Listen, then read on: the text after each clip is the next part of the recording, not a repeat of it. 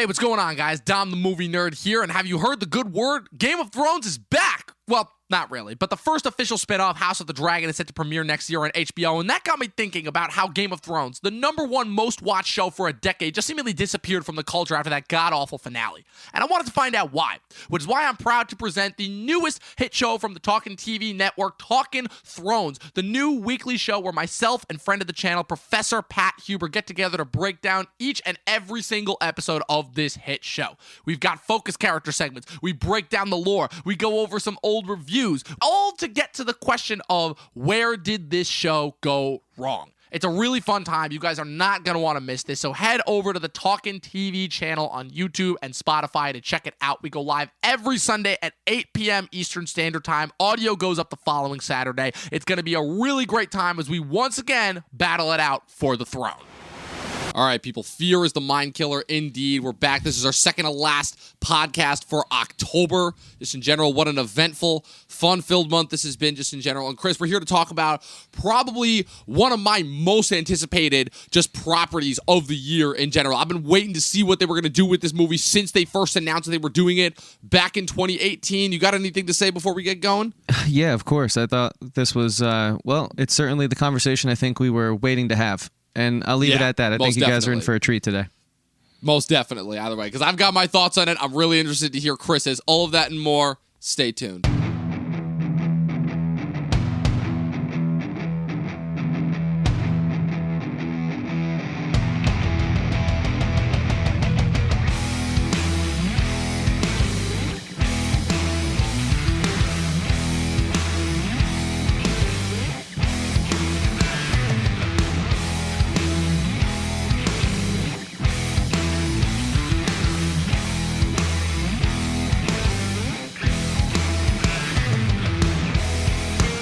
All right, Chris, after what seems like forever, Frank Herbert's iconic 1965 novel Dune has finally made its way to the big screen in only so many words, as obviously this is the latest simultaneous HBO Max theater drop. I'm kind of sick of just talking about those movies in general and talking about how it affects the box office, but at the very least, it looks like for now, hopefully, at least, I mean, the weekend's not over yet, but it looks like this film has been a success overall. Famously, this property in general is a really interesting property, both with its journey from the book to the big screen, but apparently even when it seems like everything was working right behind the scenes, they got the right director for it, they got a giant cast, they got a giant budget. Then, of course, obviously the pandemic came in and screwed up just the not the actual behind-the-scenes thing, but the viewing property. So it seems like no matter what happens, right, Dune is just another one of those properties like Watchmen. Needless to say, Dune has been one of those properties that is just been very problematic. But it's so strange because this is a novel that has been a source of inspiration for some of our favorite creators like Lucas. Heavily stated that he was influenced by Dune. George R.R. Martin, with writing the Game of Thrones books, stated that he was influenced by Frank Herbert's novel. Like so many different people. Orson Scott Card, famously, cited Dune as an inspiration for him when he was writing Blade Runner. I think that's ironic considering that he writes Blade Runner, Ridley Scott adapts Blade Runner, and then Denis Villeneuve does the sequel to Blade Runner as his precursor to Dune. This is also an interesting installment in the sense that this is the next, obviously, like, big project from Denis Villeneuve, who is a director that has been getting a lot of clout in recent years, but one of the things that I want to try to break down today is whether some of that clout is earned and how much of that is actually deserved. But first and foremost, so obviously I know that going into this, your knowledge just on the Dune property, I mean, it's kind of a niche property just in general, but like, I guess my question is like, what did you heard about this property beforehand? Like, did you know anything? Did you know anybody that knew anything about this? Like, what was your familiarity just with Dune overall as a product? Were you just looking forward to this as like a new upcoming, like, gigantic looking sci-fi movie? I went to film school. I know about Dune. I just hadn't had the time to sit down and read it or watch like the Fincher version or whatever. I just never got around to it. It's one of those things where it's always piqued my interest, but it's something that just, I think because of like the history too and the fact that it was never like really successful, it was never that appealing to me. I mean, successful in the novelization, but for the adaptation to get off the ground and film, like they had the 2000 series, which apparently was just a mini series, and then the 1984 film, which came and went. They didn't get any follow-ups to that, and clearly like this is marketed as part one right there in the beginning when you first see the title of Dune in this movie, part one, very much so alluding to the fact that there will be a part two, maybe a part three. It feels like it's one of those, hey, we can make this this a trilogy type things, but I guess what I've heard and the research I did a little bit on good old Wikipedia about Frank Herbert, it depends on it's like director's choice, dealer's choice, like however you want to wrap this up. It could just be a part 1, part 2, it could go 5 parts. It seems like there's enough material here for the director to sort of determine what he wants to take from Herbert's source material and what he wants to leave behind, he or she. So yeah, that's kind of my familiarity with it.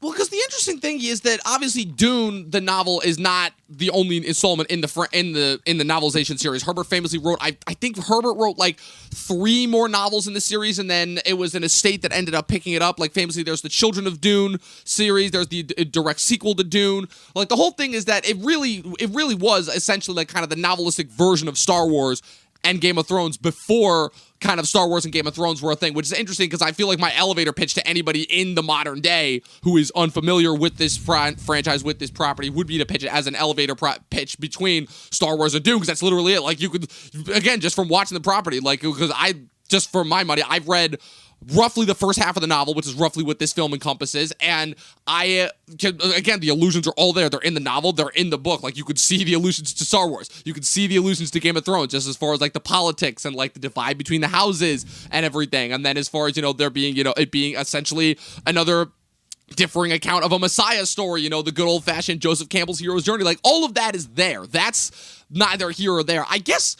my whole thing that I wanted to break down before we really broke down this movie is, I think it's interesting that you brought up the whole element of this being a part 1, because the whole thing with the Lynch film is the Lynch film was supposed to be the entire novel, but famously, obviously, when David Lynch was hired for that movie, I mean, I guess a little history just on that, on the adaptation in general. The film was originally set to be, I think, the first ever film. They've been talking about, obviously, film adaptations because Dune was just one of those books that came out in the 1960s and 70s that when it came out, it was such a huge, like, hot button property that they're like, okay, we have to capitalize off this. And they went through like several different directors throughout the decades. Famously, the first big adaptation that they were going to attempt was from experimental filmmaker Alejandro Jodorowsky, who did The Holy Mountain. The big thing was, but he wanted to, this guy is literally insane as far as filmmakers go. He wanted to make the movie like 12 hours long. He wanted Pink Floyd, in 1970s, keep in mind. He wanted Pink Floyd to do the music. He wanted Orson Welles, Mick Jagger, Salvatore Dali, Gloria Swanson.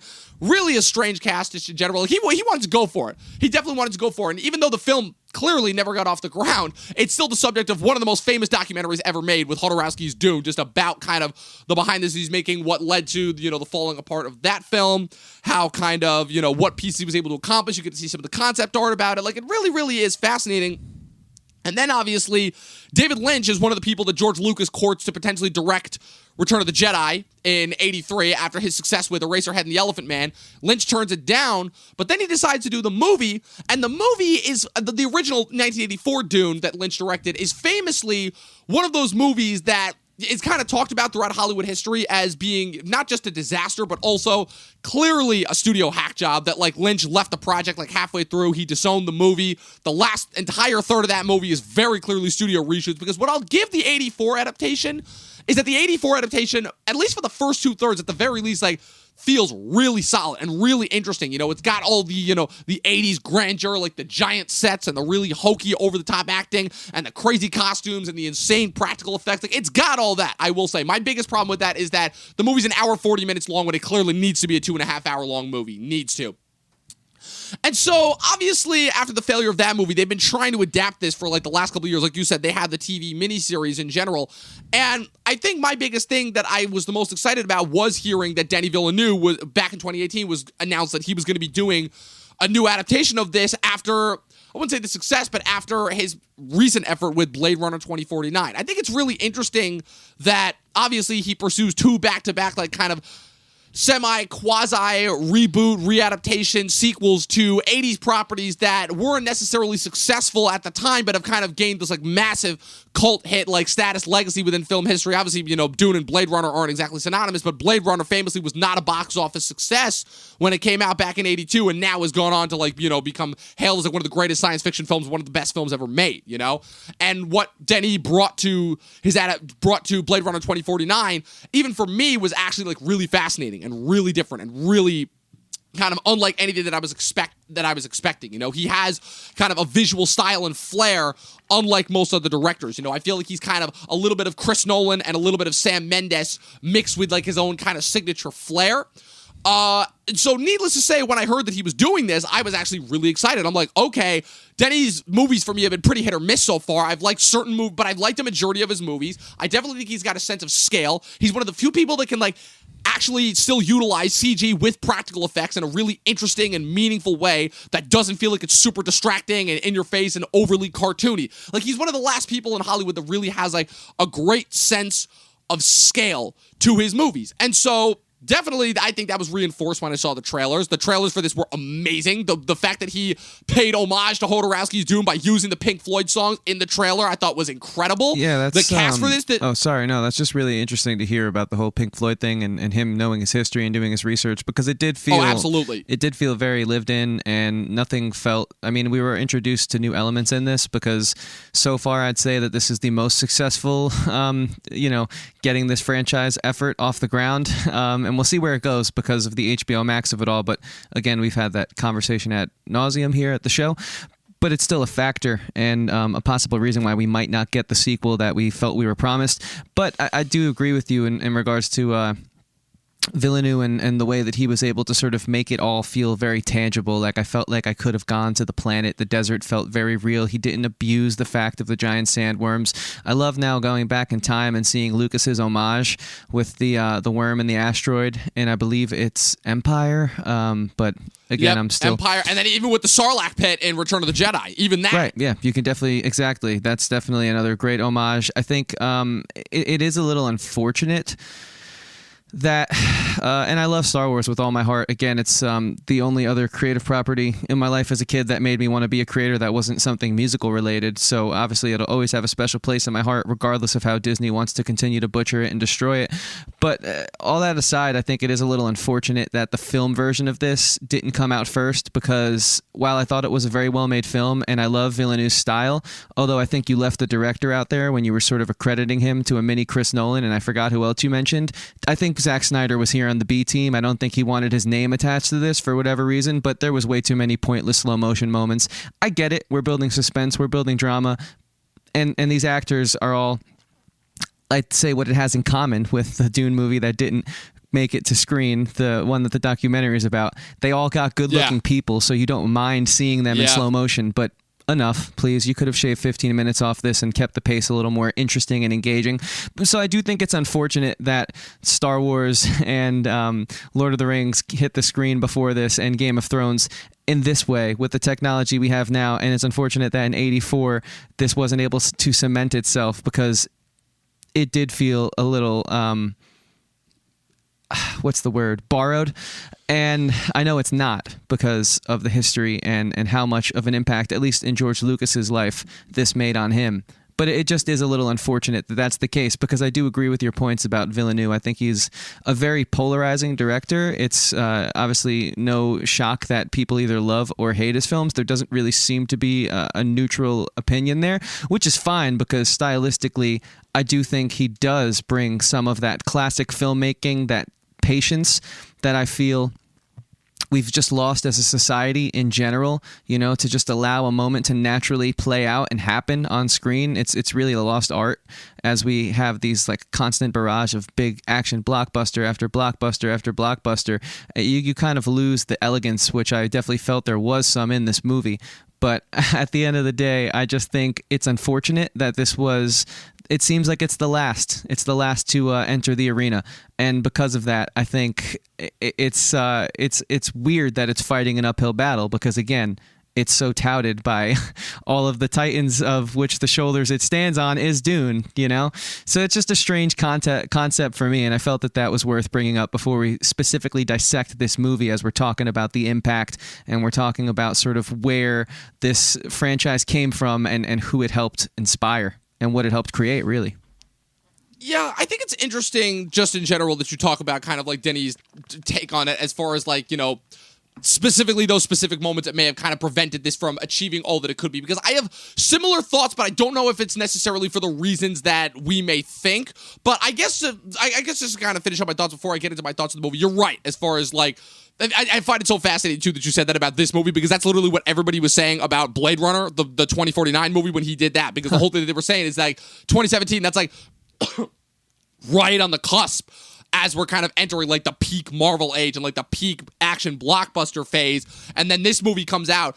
It's a box office flop, but it's critically acclaimed. Everyone is saying, wow, like the fact that we get a movie like this on this scale with this level of elegance and tact, like you just don't get that with movies just in general. Like even Chris Nolan, who we both love as a filmmaker, even he's starting to like, his movies are starting to get into like, you know, that kind of fast paced, you know, momentum, everything. There always has to be something happening on screen, you know, as far as that goes. Like Denis, at the very least, he's still one of the few directors that gets like $300 million budgets and will actually like just let the camera sit on his actors and not have to immediately cut away to something else. You know, the thing that I loved about Denis is that he understands scale in a way that very, very few other directors do. Like he understands that in order to make something feel truly huge, you have to capture the people when they're at their smalls. And I love like these massive backdrops. They don't feel kind of forced in your face. He's not pulling like a Terrence Malick where he's more obsessed with capturing the scenery than he is with actually directing the actors. I think that, again, like the sets in this are tremendous. The use of wide shots with the interspersement of the cinematography and the editing is amazingly well done. He trades up his normal cinematographer, Roger Deakins, obviously, in order to go with cinematographer Greig Fraser, but it doesn't impact like the visuals at all. I love the sense of scale. You hit it right on the head as far as this movie truly feels like the first movie in a while that feels like a world that like I can actually like live in and like see like I could like when the one guy is like pouring the water on the palm trees when they hit Arrakis, I'm like, wow, those you could tell those are actually palm trees. And like even with the use of the CG with the worms, it's like, wow, this is like actually a great blend of practical and CG effects. Like this is literally like I haven't seen this since what George Miller was able to do with the Mad Max movie that came out a couple years ago. You know, I think it's interesting. Obviously, two movies both set in the desert, but I guess kind of if we're going to use this as a transition really into my spoiler-free thoughts before we kind of really dissect and break down this movie. There's a lot that I want to talk about with this movie. What I'll say is that for this being one of my most anticipated movies of the year, I think it's safe to say that for the most part, no movie that I've really been looking forward to this year, with the exception of like two, really have really held up to the standards that I thought. It's the year 2021. Every single blockbuster, I'm just not going to be able to get a great blockbuster unless it's the Suicide Squad, specifically from Warner Brothers. And just the fact, hey, it just makes me even more happy that we got the Suicide Squad. But what I'll say is that the parts of this movie that were great were fucking incredible. I will say that. And as far as how he handled the adaptation of the parts from the book, spot on. Like, spot on. The parts that I read from the book, which literally, it's really ironic because I'm still not quite through the book, but the part where I left off is literally the part where this movie ends, right? The movie literally opens as Dune Part 1, and the parts that they nailed everything. Like, as far as him really wanted to use this movie and take it as an attempt to introduce you to this world, to really make you understand like all the different peoples and cultures that happen in this universe. Because the interesting thing about this universe is in facet, this isn't like a Star Wars where it's set in like a fantasy in another galaxy or whatever. This is like our universe, but in the far distant future. That's the interesting thing kind of about what Frank Herbert brought to this, And I think Denis did a fantastic job of capturing that as far as introducing us to Arrakis, introducing us to like kind of the economics, the political situation of it all. I think he handled it really tactfully. I love the introduction to all the characters. This is a massive cast too. And again, this just shows that like Denis is one of the last people who can actually get this type of a cast. Obviously, it helps that he had Warner Brothers backing him up, but like he's one of the last few directors that like these giant name actors will pop up in for like a scene and do. You know, like you had Barkhad Abdi and Edward James Olmos and all these and Robin Wright and all these and Dave Bautista and all these super famous actors that popped up for like one scene in Blade Runner 2049. And now you've got a cast that includes, again, this is a cast that includes like 3 Marvel actors, a DC actor, a Star Wars actor, and what's it called? And then Zendaya, who aside from being a Star Wars actress is like one of the few like kind of up and coming, like kind of hip with the young teen crowd that like movie star celebrities that they actually recognize, which obviously that becomes few and far between. So this is like no small feat, like what this director is able to accomplish. Like there's a reason why he's able to get like this batch and this massive amount of talent. But I guess what my problems come from, they don't necessarily come from the things that have to do with the movie itself, but more so around the movie, kind of the treatment of it. So that's kind of where I want to use that to like kind of end my spoiler-free thoughts and kind of dive into like our dissection of the film just in general. Sure. Yeah, before we do that though, the audience, we love you guys and we hope you join our community. If you haven't already, please subscribe, hit the like button on this video, and turn on the bell so you get notified every time we post content and have interesting conversations about movies like this. We'd love to continue to bring you content like this, and that's your way you can help us for free. Continue to do that. So hope you guys enjoy the show, and let's get into it. Don, what's the next topic?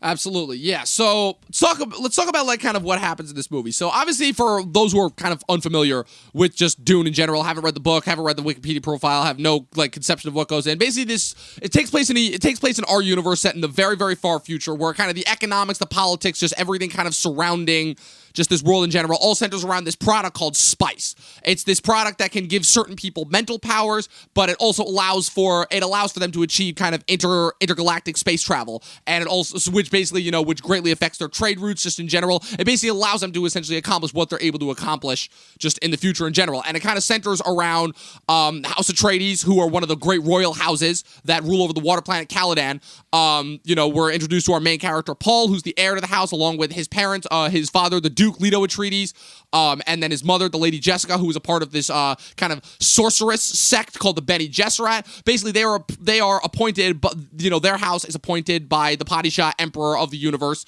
in order to take over Arrakis, which is this desert planet that is the sole center point for mining spice. It's the only places you can find spice in the entire universe. Arrakis, for the longest time, was in the control of House Atreides' mortal enemies, House Harkonnen, which is led by the Baron Harkonnen, portrayed in the film by Stellan Skarsgård. Basically, think of it essentially like sort of the conflict between the Starks and the Lannisters, as far as like, in order to like get some concept of like the rivalry between them. So the Atreides basically arrive and overtake the mining operations on Arrakis, and this film, which again adapts roughly the first third and a half of the novel, sees what happens once the Atreides inherit Arrakis, that once they discover how kind of they've been played by the Emperor and the Harkonnens, and kind of what transpires from there. Basically, what you end up seeing in this film, it's ironic because story-wise, just in general, right? The film kind of almost plays out like a little Hamlet-esque in the end, or a little bit Lion King-esque, where you see like essentially the entire like destruction of this house before you even really like get into like the main crux of the story, where it feels like, because this is captured like the first third of the novel, right? You see House Atreides occupy Arrakis, and then it feels like almost immediately after like kind of all the setup and exposition is done, you immediately see like their downfall, where you have like the Harkonnens immediately invade, bomb the hell out of them, basically murder almost everyone in general. Like, this is for a movie of this scale with this level of sci-fi, this turns into like a pretty bleak movie just from a story standpoint in general. It's also combined with the fact that the main character Paul, who's portrayed by Timothée Chalamet, is also having these visions that he doesn't quite understand. And there's basically some hints that are being dropped throughout the movie, both by the Bene Gesserit and then by the native freemen, who are the natives who occupy Arrakis, who were constantly persecuted and at war with the Harkonnens when the Harkonnens occupied Arrakis, which is that they believe that Paul is kind of this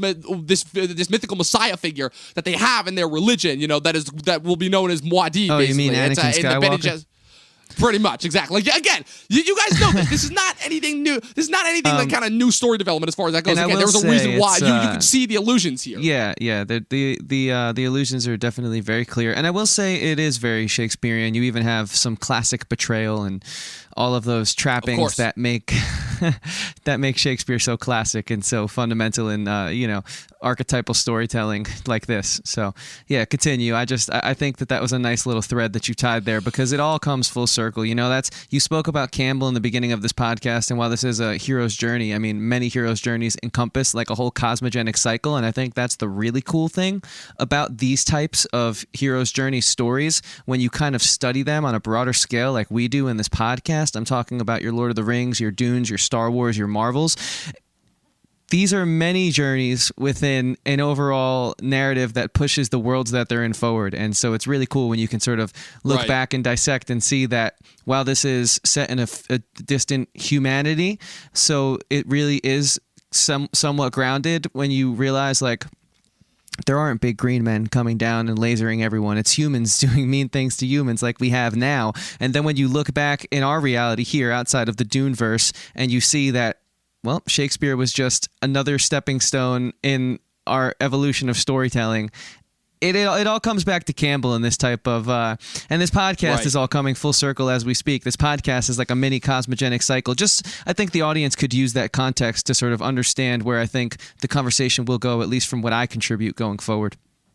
Oh, of course, and as far as, like, you know, just bouncing off that point in general, I mean, the signs are there, because Denny also borrows a very classic thing that old Hollywood used to do all the time, which is that they make all the hero. It makes it very easy to distinguish and differentiate between the good guys and the bad guys. But the good guys are all very much like the very pretty, very pearlesque, very very fairly bearded, well muscled, like hard, stocky soldiers. And the bad guys are all super grotesque, super ugly. They're pale. They're vampiristic. They look mutated, like the Baron, that famously, obviously, Baron Harkonnen. The most notable characteristic about him is that the character is so morbidly obese that he literally needs to use a floating apparatus to float around because he can't walk. Obviously, the whole, and you think that this version is disgusting. You should have seen the 84 version of that character, where he's also got like this weird, terrible acne that's going on throughout his face. Obviously, his nephew, you're only introduced to one of his nephews in this novel, obviously the Beast Raven, which is the Dave Bautista character.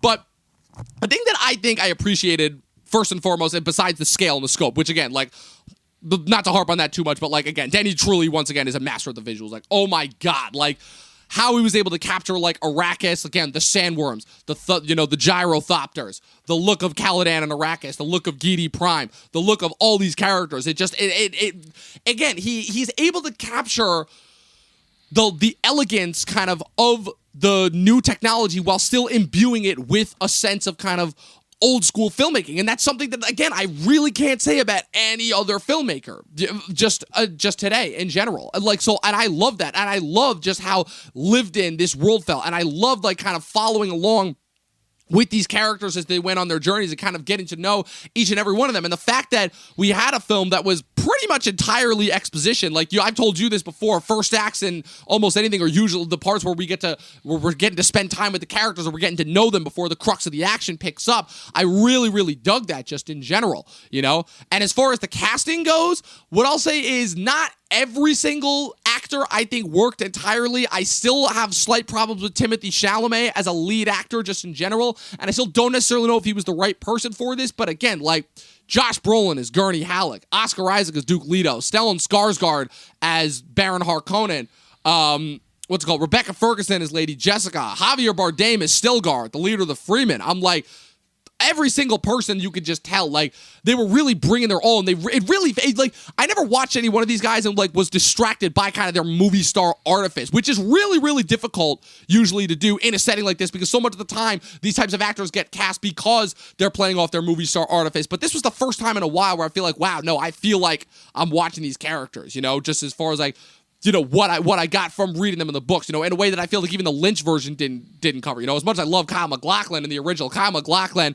got some sense of like, oh, he's doing some weird Lynchian things here and there, And like, I really love how Denny was able to mix his style perfectly with the sensibilities of the novel. Like, whenever a creator can do that, I always give them credit for that, just in general, even though I know it's obviously films, not books. But again, I was a reader first and foremost, so I always give credit where credit is due as far as that goes. Yeah, I definitely hear all that. I think that I agree with the first act being such an awesome way to get into the world, get your feet wet. I think it did a great job, as this was, for most of us, a completely new universe we're about to go live in, and no pun intended, a new sandbox we were about to really explore. And so with that being said, I think he did an amazing job of sort of easing us in, but also giving us moments that didn't feel exposition-y for exposition's sake. Really just, like you said, that one scene, which is a very notable and memorable scene where, Chalamet's character, Paul, is talking to one of the workers in the garden, and it's the sacred palm tree. And that's just such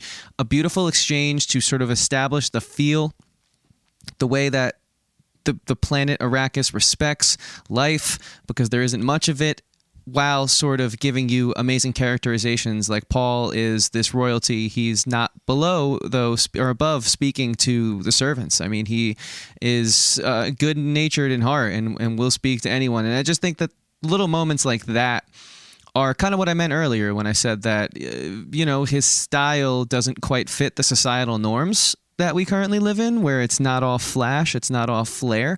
But that's, I think, very welcomed for me personally as an audience member in this film in specific, because One of the things I think, and I won't take it too far in this direction, but I think it needs to be said, that I highly dislike about the Disney Star Wars, and I'm not saying George Lucas is the most elegant filmmaker, but he still understood good characterization moments, and he knew how to let his characters live and breathe within the spaces that he created. And I just feel like Disney was just forcing moments and exposition and funny jokes and things into this universe that we all love. And so it's really great to see Villeneuve sort of not play ball, not play by the norms that we've set, and sort of do what he felt was right. And I really think that because of moments like that, I can sort of forgive Chalamet as a lead. I do hear you. I do think that physically, from his body type, I think he was perfect, because I'm curious to see if we do get more movies, if he grows. I mean, I do think he had the look for the character you sort of want to rise and become the chosen one. But I've always sort of felt him as a bit of a dull performer. Even in one of my favorite films, Lady Bird, he is just one of the many love interests that Lady Bird encounters as through her growth and her late teenage to early college years. But he was sort of like a device in that film, and I just don't know. I think Villeneuve does an amazing job behind the camera, and his co-performers really elevate him in a way that I think without careful casting and without, I'd say, pretty immaculate direction throughout the entirety of this film, I think he would struggle if he was in someone else's hands. I just don't see him, and I'm afraid now that we've lost the great performances of Jason Momoa and Oscar Isaac, to name a few. Where can he take this? I know we'll be introduced to new characters. We were at the very end of the film, which we'll get into the way that this film concludes in a second. But I just, Zendaya is another one too who's always worried me on screen. I feel that these actors are young and they clearly are talented and they have a lot of promise and a lot of hope. I wonder how they will pick up the mantle, and I wonder if it's going to be yet another obstacle that this franchise has to traverse throughout the many that we clearly touched upon in the first section of this podcast.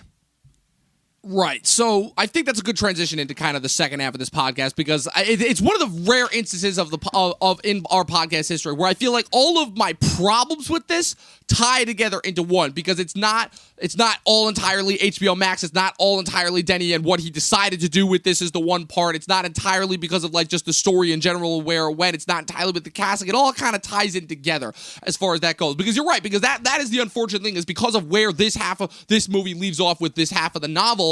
As far as that goes, we lose half the people that we're introduced to. Obviously, the character of Gurney Halleck, again, with how it concludes in this movie, obviously I know where it goes, but I won't spoil it for the people who don't know, who haven't read the book. But like, we leave this movie and like we don't know what happens to him. Again, Peter DeFries, the Menthat character, that is the Baron's Menthat. He's dead by the end of this. But Duke Leto by Oscar Isaac, dead by the end of this. Jason Momoa's Duncan Idaho, dead by the end of this. Like, half the characters that we're introduced to in this film are dead by the end of this film.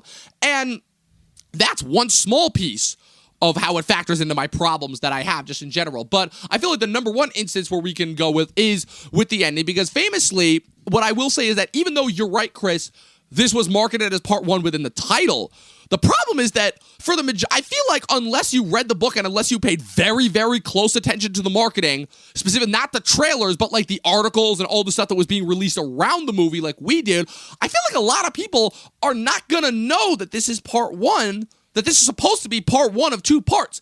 And because for my money, at least when I first saw the trailer, I wasn't sure, and I had a strange feeling. And I think it was like there were a couple of interviews with Denny where he said that this was going to be two movies, but for the most part, this was marketed as one movie. And I think that's really confusing, especially considering that this is kind of really similar to what they did with Mortal Kombat earlier this year, where that thought it was going to be one movie that felt like there was going to be this, that felt like it was going to be this one solo movie. Then obviously they would figure out what to do after the movie came out, and the movie ends, and it doesn't even feel like a complete movie. And that's kind of what I wanted to get into. So are you saying that this part 1 and 2 have both already been shot, or now he needs to get the green light and the funding to go shoot part 2? So that was the impetus, and that's where the whole COVID factor comes in. Is this film, obviously pre-COVID, the impetus was going to be that it depended on this movie's box office to see whether it got a part 2. Because gotcha. I think, and this is just me speculating, I'll say this. I think that the impetus, because they like working with Denis Villeneuve, and especially after they lost Chris Nolan, after Warner Brothers lost Chris Nolan last year during the pandemic, they were desperate to hold on to Denis. So I think the plan was the impetus before, because Blade Runner 2049 was a flop. Definitely. Like, it was a box office flop. It did not do well in the box office at all.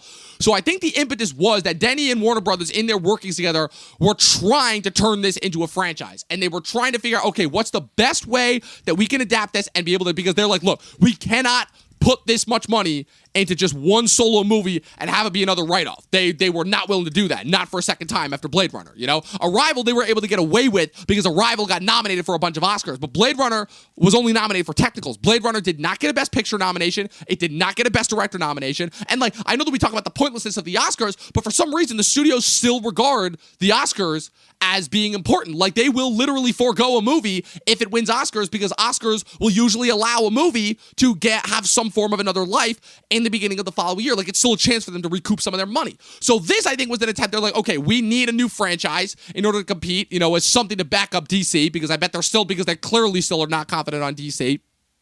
So they sat down to work this out, right? And the impetus was going to be that they were going to do part 1 and they were going to greenlight part 2 once, obviously, depending on the box office. And then COVID happened.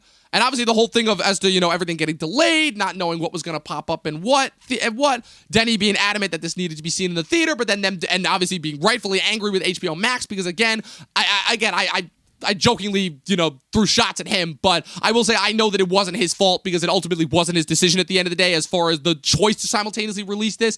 And yeah, it does kind of suck, because it ultimately strips away, I feel, what he wanted people to witness this, which is he wanted people to witness this only in theaters. And it's one of those movies that I feel like does justify theatrical experience. But again, it's like, if you have the HBO Max, it's like, and that's an option. Again, that's what throws things off and makes things so difficult. But there's a third element, I think, that has to be factored in, right? That's just the monetary aspect, just in general, right? And by the way, I did want to say, so, well, obviously, in order to kind of counteract and finish that point off, it's that they did modify the arrangement and say, okay, now we're not going to base whether you get part 2 off of box office amount. We're going to base it off of how many of net views on HBO Max and subscribers increase because of this film. That's because I really want the part 2 now that I know. And it seems to be working, because part 2 has been greenlit.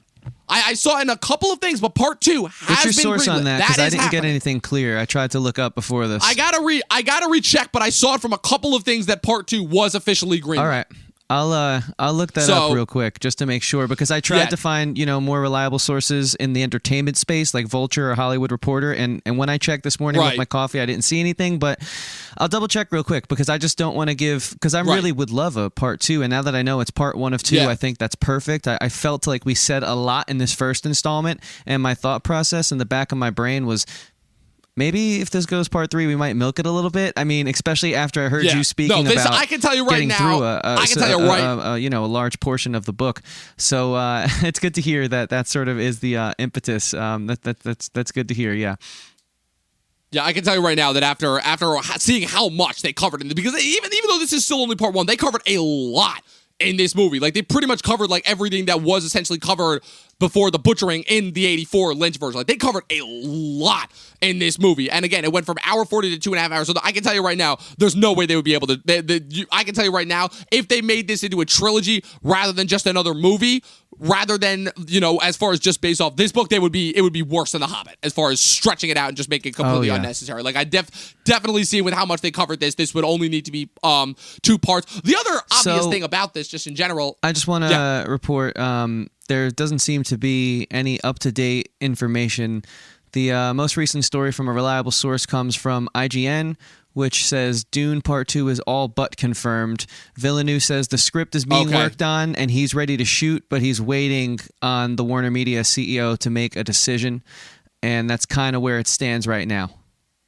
I just think that's important, because I think this is a very impactful and enjoyable film amongst a year of, well, not many. Yeah, not many, to say the least. Yeah, and it's really interesting that, like, again, we could talk about this in a sense of where it's like, okay, that this doesn't absolutely suck. But but that's just like kind of the behind the scenes of financials of it. But I think there's a third aspect of it that I think, I'm going to be honest right now, prevents this from being not an amazing movie, one of my favorites of the year, but ultimately ends up making it a really good movie, which is how it ends, where they choose, at what point they choose to end it, and why they made the decision to end it where they end it, which again kind of factors into all three. But I wanted to talk about it first with the whole Denny as a director before we get into the HBO of it, because that does factor in, unfortunately, once I tell you again what they've how they've planned to already milk this franchise before it's even started, which is that with Denny as a director, I've watched 4 of his films before this: Prisoners, Sicario, Arrival, and Blade Runner 2049. And throughout all of those movies, I noticed 2 very apparent things about Denny as a director, and I think I've identified why he is such a divisive director. Despite his giant visual flair, his movies completely depend on the scripts, because famously, I think that they are make or break, obviously, by the scripts, because he doesn't write his own movies. So I think that's first and foremost. I think there are certain of his movies that are very much so propped up by the visuals, and certain of the movies that have some pretty damn good scripts to work with. And he's got a third act problem. He's got a major third act problem. Not nearly as bad as Stephen King, but every single movie that I've seen of his, they are so awesome and so enrapturing, and I'm so invested in it up until the last 10 to 15 minutes of every single one of his movies. I'm like, oh, what? Why'd you have to do that every single time? I think the only one that he gets away with it is Sicario. And even that movie, I have slight problems with how they handle points in the ending. But Sicario is, I think the reason why, though, is because Sicario is the most fully realized screenplay that he has to work out with. But like Prisoners, I'm with that movie all the way up until Melissa Leo throws Hugh Jackman in the hole. And I'm like, okay, this is stupid, Arrival. I am famously not a fan of Arrival. I think that Arrival is the most overrated science fiction movie of the last 5 years. I don't understand the hype or appeal for that movie at all. I think if not for Denny directing that movie would be absolutely god-awful. I hate that screenwriter, but that ending in particular annoys the shit out of me, because it's one of those endings that feels like a gimmicky gotcha moment. And then Blade Runner 2049, I'll say, is damn near perfect up until the third act. The third act is what kind of brings that movie down from close to a 5 to more to a 4. That's to me how little I like the third act of Blade Runner 2049. And it's more compounded here because not only is the third act, I think specifically, not really the third act, but specifically the last 10 minutes of this movie, to me, the weakest part, but it's also compounded with the fact that it's very clear that it's just setting up for more, which none of his previous movies have done. Say what you will, but all of his previous movies with the problems with the ending, they felt like endings. This, and that goes into the other thing with the HBO Max thing, it feels like, I literally feel like the last shot of this movie is Zendaya literally turning and winking at the camera and be like, hey, be there for part 2. And I'm like, no. I'll deal with that with any other high-class, high-caliber Warner Brothers blockbuster bullshit, but not from Denny. Denny, you're better. Yeah, that felt a bit phoned in. It felt a bit amateur. Awful. I will say, after we have this amazing sort of destruction of the house, right? And we see, and it's tragic too. Yeah, we see the betrayal play out in front of our eyes. Oscar Isaac makes the sacrifice as a great leader. It really was. It felt like, and I understand why maybe it felt like it should have been an end credit sequence rather, but I understand that is also a lowbrow level of filmmaking. It almost felt like he was trapped again by those societal norms that I speak about here, but also I think that we could have started off the next film with what we ended this film with. And yes, I think if it was a matter of pacing in time, again, I think that all those slow motion shots and sequences that we had, specifically the dreams that kept coming around, where after a while, I know it wasn't recycled footage, but it started to feel that way to me. Maybe we could have made certain creative choices. And again, this is where it comes down to, are we going to go full CinemaSins here and try to rewrite the movie for him? Or are we just going to talk about it real quick, dip our toes and get out? Because again, I don't want to ever really tell someone what to do with their art. But if my critique is that I think that it does fall apart, specifically in the third act. He really had me hooked in the first and second acts. Phenomenal characterizations to start this out. And once we get into the drama and the action and watch it all unfold, it was gripping and it was engaging. We have this awesome, again, as I said, climactic conclusion where we see the destruction of all these characters we love, the ultimate sacrifice, the betrayal, the sacrifice coming from, Jason Momoa's character, the betrayal by one of Oscar Isaac's informants and confidants, and then it's just so unfortunate that in the aftermath of all that, we finally see them cross the path of Shai Hulud, and that's interesting and that's cool. And I guess that is how it was written in the book. I think that does leave a difficult decision for any director, really, if that's how it comes up chronologically in the story, because that's why it's in one novel, and now you're breaking this up across multiple movies because of the mediums dictating it.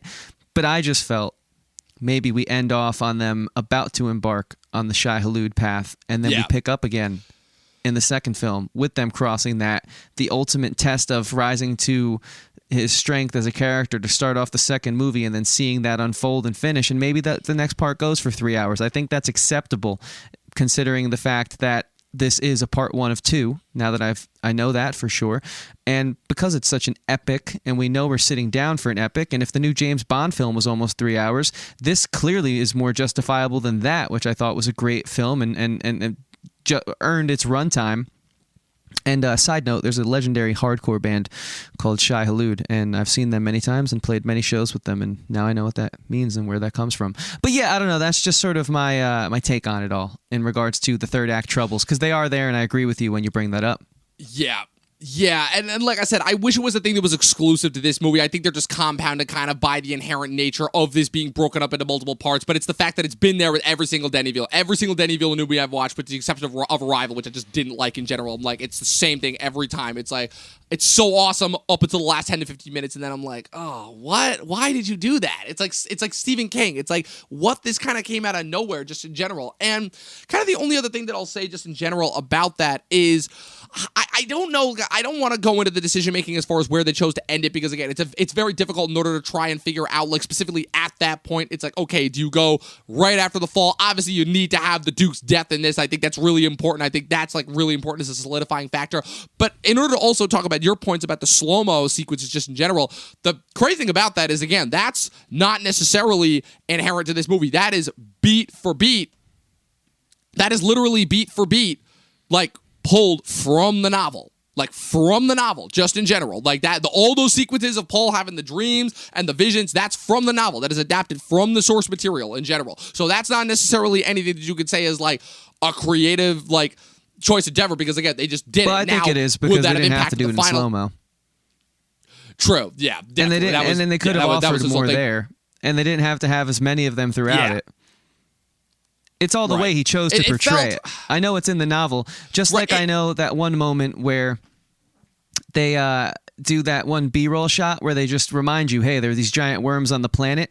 I'm sure that in between, like, paragraphs, there was a quick moment where Herbert might have written something that I've seen in novels before, where it's like, and you know, the worms were like sensing the restlessness or whatever. I don't know his style, but like, I understood that was sort of like Herbert's keeping the world alive in the novel, and so this is his way of doing that. But I just think it's the choices that the director then gets to make in the adaptation that we can critique. Right. Well, the other aspect of this that folds in, again, my problems, not necessarily with this movie, but again, just with HBO Max and how they seem to be taking this direction with every single movie that Warner Brothers is doing now, which is, so obviously there was the news that broke out back when this movie was announced. I think it was like right when the first trailer dropped, that they would be doing a Bene Gesserit spin-off TV series. And I'm like, okay, but it just worries me, because I'm like, oh, great. So they're just using this as more marketing in order to launch a Dune cinematic universe. And I'm like, the thing that kills me about that is that kind of ruins the anticipation and joy that I have for this movie, because once again, like Warner Brothers does, it's another instance of where it's like, okay, now instead of, just having to look forward to the next movie, it's now, okay, now I have to look forward to an entire other Dune spin-off cinematic universe just in general. And the problem is that with where they choose to end it, and with just the inherent nature of them splitting it up. Look, there's a long history there's a long track record history of movies as far as how to do a part 1 and part 2 properly, just in general, where you want to make them feel like full, complete instances of themselves. I think the Harry Potter films, and same as well, but I think Infinity War and Endgame are great examples for that. Obviously, again, the problems and why you can't really compare them is those two are both ending franchises, and the difference is also you're building off of a giant set of universes and history of characters that you've come to know over a certain period of time. This instance, you're getting introduced to this world, you're getting introduced to these characters, half of whom are not alive by the end of this film, so that was already going to be a trick to me in general. So I guess just my whole thought process is, I'm like, okay, you already had the legwork, obviously, with Snyder's Cut, and again, there's only so much that I can say, because this film obviously was already in development and ready to go before the whole COVID shutdown, but my whole thing was that I'm like, okay, if you really wanted to launch this as a cinematic universe, right, rather than have this be part 1 and 2, just do it as one movie. You know, give it the extra time. Give it the 3 hour, give it the 3.5 hour runtime. I don't know about you. I was fully engaged for this entire 2.5 hours up until the last 10 to 15 minutes when it started to lose me, where I'm like, okay, this is just them doing and wrap up in order to do it. I'm like, I was kind of inherently biased from the beginning because when I heard the decision that they were going to do it in 2 parts, I'll admit I wasn't necessarily excited because I'm like, I truly, because I knew that there were other novels, right? And I knew that they would probably be able to do this right. I'm like, okay, I definitely think that they could have done this in one movie. I really, really do believe that. I truly, truly do believe that. And especially with the HBO Max news after it, and my thoughts have not necessarily changed. Yeah. I think there was a lot of what that could have been. A lot of pacing issues here, and a lot of time that didn't quite justify the 2.5 hours. I was engaged because, again, like I said, while I recognize those issues, I do enjoy this type of filmmaking, the elegance, the maturity there that I don't really find from the big sci-fi epics or blockbusters of the day, the things that I love of yesteryear that I've spoken about quite frequently and in length about on this show. So, yeah, it was fine with me, but I'm still a critic at the end of the day, and I still understand that there were some issues there with that. And I haven't read the book, so I don't know how much he didn't cover, but I trust your judgment when you say that this could have been a little more of a compacted one movie story. I really do. Well, because the trick is that a lot of the stuff that happens in the whole thing is this does feel like the Campbell's hero's journey, right? And the problem with that is the hero's journey to me only works with the full, the full cosmogenic cycle, right? And just inherently how this works as a movie and within like just storytelling in general, obviously we're still in this massive change where, again, we don't know what even defines a movie versus a TV show versus a miniseries. We don't even know because the terms have been broken down so far, but I think it's a little bit to the detriment of the art form when you feel like you're only getting half a story. It would have been one thing if this had ended and we still had the entire second half of the novel to go, but it ended in a really satisfying and really meaty, juicy way that felt like you'd gotten an entire whole one picture arc, but that was building up to more. And that's not what I got here, unfortunately. What I got is literally something that felt like half of a story. The half that I got was really good, but it's still just half a story. And so ultimately, because of that, the ending is gonna leave me a little bit unsatisfied. Yeah, I feel like I do watching the last 2 seasons of Game of Thrones, where I'm left wanting more. You still have the characters that you know and love, and they're still great, but something was missing. And I think that I really don't know what else to say in regards to our conversation here about Dune and all that, because I want to, I think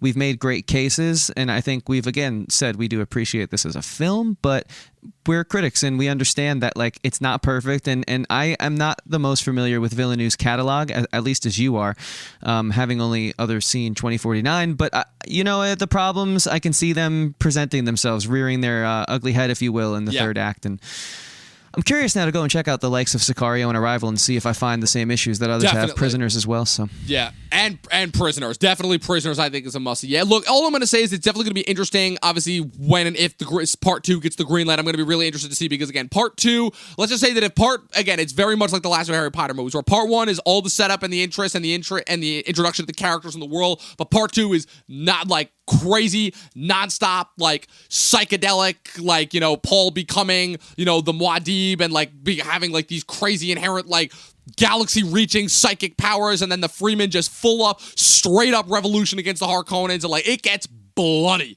in the last there. And we also haven't even met the Baron's other nephew, Fade Routha, Beast Raven's brother, who famously in the original was portrayed by Sting. That was the only part that they didn't cast. Oh, absolutely, yeah. And we haven't actually met the Potty Shot Emperor yet, who also does come into play. Like there's still a lot left on the table that if this were the only movie that we got would feel very unsatisfied. But I think ultimately at the end of the day, my final thoughts come down to my thoughts on this are kind of originally the same as Halloween 2. It's if and when part 2 comes out, it'll be great as this one gigantic 5-hour long epic fantasy, but with just this movie in general, it still feels like only part of a whole. It doesn't feel like a complete story, which again is really all that I asked for as far as movies go, and for it to be missing that one kind of crucial element, it kind of drags everything else down a peg, which everything else is perfect for starters. So that's what dragged this from being a 4.5 for me down to like, I haven't quite settled yet whether it's a 3.5 or a 4. I don't think it's too low to be a 3.5 because the scale and the scope for the first 2/3 is still there, and it's so well done and it's so incredible. But that third act, man, it really, I'm right there. Because I'll say about a 3.8. out of 5. How about that? I haven't done that in a while, but I think this movie deserves That's fair. it. I love everything you just sort of said in your conclusion there. I agree with it wholeheartedly. This is a tough one to critique, and I think it is one of those situations where you'd want to, once the second part comes out, if you have that rainy Sunday and you just want to relax, maybe you put them both on back to back, and the experience is to the fullest degree. And I think that's kind of what we're getting at here. I really hope the second one comes, even with all of my critiques of it. It's still a very well-made film. It's still very gripping, very engaging. These are the types of characterizations I love. This is the type of sci-fi that I miss. And so because of all that, while I do see its flaws, I think it has far more triumphs and far more greater moments than it does moments that maybe felt out of pace or poorly paced. So with that being said, I'm going to have to go with a 3.5, only because I want to be hard on it so that part 2 can deliver what I'm hoping it does. Yeah.